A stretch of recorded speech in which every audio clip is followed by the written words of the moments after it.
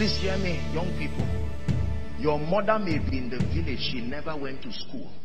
But do you know when she was small, her prophetess mother blessed her and said, whoever you open your mouth, even if it's in Yoruba and bless, your life will change. Welcome to our channel today. We're here with another amazing video. Today's video will bless you in no small way.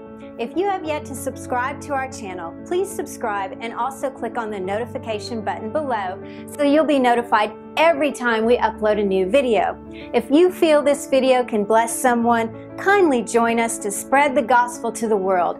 Please sit back, watch, and enjoy. Please hear me. Hear me. Can I give you one more story and then we'll pray? Didn't finish the Reinhard Bonnke story.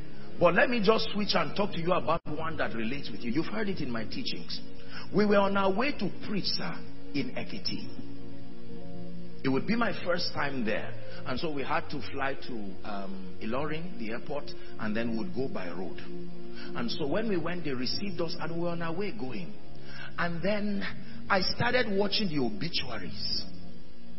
obituaries. And I would see 120 something years, 130 something years. I said, these people are joking. Call all this Guinness Book of Records to come to Nigeria.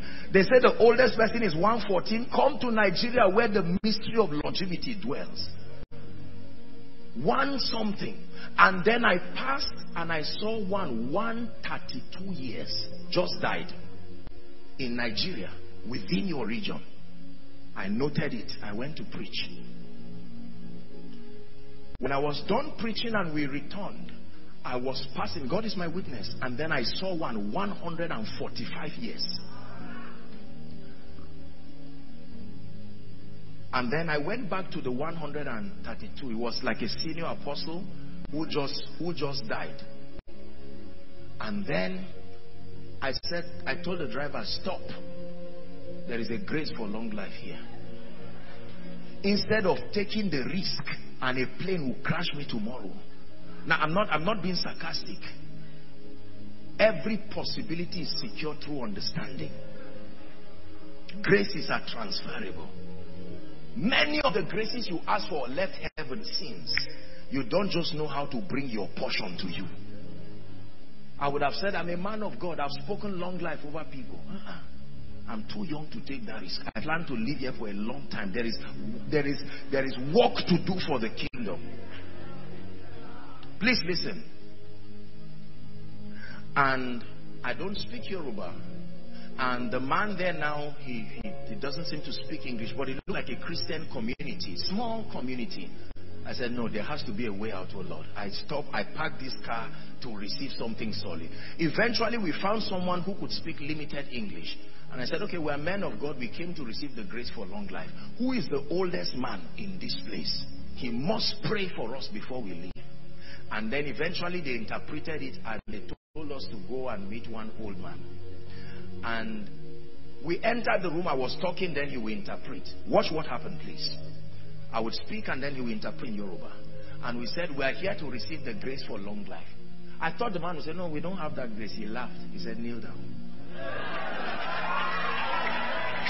I cannot know this on my own unless you take over. I'll never know this by myself unless you take over. Listen, that man said, he didn't ask, are you a man of God? Are you the one they call Apostle Joshua Selman? That's nonsense. When it has to do with reception, you remove your crown, throw it far from you. It's not only worship that demands removing your crown, receiving also. He said, kneel down. I knelt down quietly. And the man started praying in Yoruba. Quite honestly, I was not interested in what he was saying. All I know was that it's a law. Honor is a law. There is no gate it will not open. I come from the north. There are killings there. I said I must transport this grace for long life. The moment he was praying, I felt like a crown just being put on my head. And when we were done praying, then I appreciated him packaged a seed and gave him. And then I went out, we were to enter the car. Then I saw some women standing there. And then I said, let me go and thank them. They were the first people we contacted. And I went there and I said, you know, Mama, they were interpreting just to say thank you. And they said, you see this man who is 132 years, this is his wife. She was like 120 something, standing, no stick. I said, let's go back. Let's go back. No, we have to go back. Behind every glory there is a story. Let's go back. Two have become one. If the man has died, he's still alive. I thought that she was the wife of his old age, like Keturah. But this is the one and only wife. The man died 132. And then when they told her, she laughed. She tapped me. She said, follow me. Then she opened a room. And I started seeing the pictures from those times where they dip camera inside whatever. If you touch it, it will stain and remain there forever. I started seeing the pictures together. The wife of his youth. What did they know? That the arrows that fly by day, that the noisome pestilence, what did they know? What did God do for them? So you can go to God in prayer and say, God, give me long life. And he said, I've given it. He's not lying. It is within your territory. Use honor like a magnet and draw it to you. Every possibility you pray for is already in Lagos here. It is the discernment. The discernment. Those people live as if they are not in Nigeria. From my father's side, the only person alive is my father. Is that not a risk to not tap into this kind of grace? And then I told her, I said, Ma, we honor you for who we represent. Please forget the fact that we are men of God. I want you to give me the blessing of a mother and the blessing that was upon this man. And the woman said, kneel down, and she removed her shoes. I don't know about you, but when a woman takes off her shoes to stand on bare ground, you better start rejoicing. She took off her shoes, and for 15 minutes, she even started with a song. First, before she started blessing me. When she finished, ask my people, wherever we are traveling to, whether the plane is going round and round, I'm sleeping. No. Many scriptures, it's true that he keeps them in perfect peace, but that the same grace.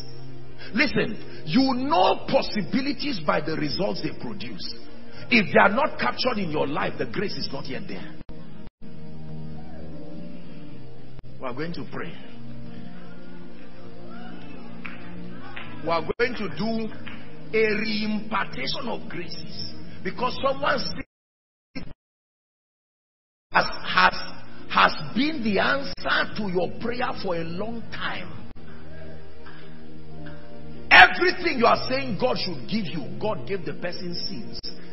And regardless what is happening in Nigeria, that person's, whether finance or whatever, doesn't go down. There is a grace that is tappable through honor. This is what took Esther. She honored Mordecai, honored her way to the palace. Please hear me. In this conference, the Lord is speaking to us by the Spirit. Honor is a weapon. It is not always the sword that wins. Sometimes you need to drop the sword and use the weapon. Women, God is speaking to you. It is not always the sword. Deborah was a warrior, but she never sat on the throne. Ask Esther how to win a seat on the throne. Ask Esther how to replace Vashti.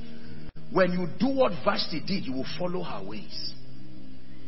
Vashti said, no, I'm too proud to honor you. She forgot that she was queen only because a king married her. It's why we stand here and we acknowledge him. Regardless of what people say, I will never make the mistake of Vashti, because every man is a woman in the spirit. And if you ignore your husband and carve out a niche for yourself, then you are out of that palace. When it was... Thank you for watching our entire video today. If you feel you can bless someone, please join us and spread the gospel by sharing this video on your social media.